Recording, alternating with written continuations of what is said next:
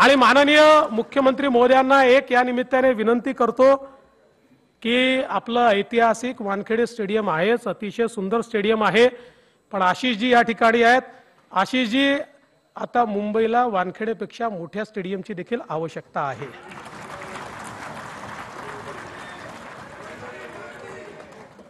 त्यामुळे निश्चितपणे येत्या काळामध्ये मुंबई क्रिकेट असोसिएशन असेल, बीसीसीआय असेल, या सगळ्यांना जी काही मदत लागेल निश्चितपणे आमचे मुख्यमंत्री त्या ठिकाणी करतील.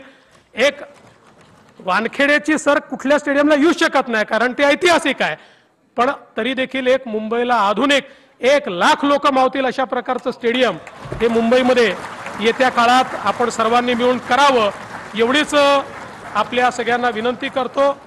आणि जाता जाता एवढंच सांगतो की रोहितजी, आमच्याकडे डकवर्थ लुईसचा नियम आहे. कोण निवडून येईल आणि कोण सरकार स्थापन करेल आणि कुठे ॲव्हरेजवर कोणाचा विजय होईल हे सांगता येत नाही.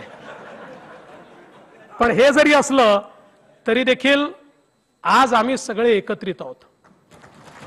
तुम्ही बघा, सगळ्यांच्या चेहऱ्यावर एकच भाव आहे आणि तो भाव आपला भारत जिंकलाय आणि तुम्ही तो जिंकवलाय, हा भाव सगळ्यांच्या चेहऱ्यावर आहे. म्हणून तुमचे आमच्या सर्वांच्या वतीनं मनापासून आभार मानतो आणि माननीय मुख्यमंत्र्यांची परवानगी घेऊन आपल्या सगळ्यांना विनंती करतो की या टीम इंडिया करता एकदा स्टँडिंग ओवेशन सगळ्यांनी द्यावं.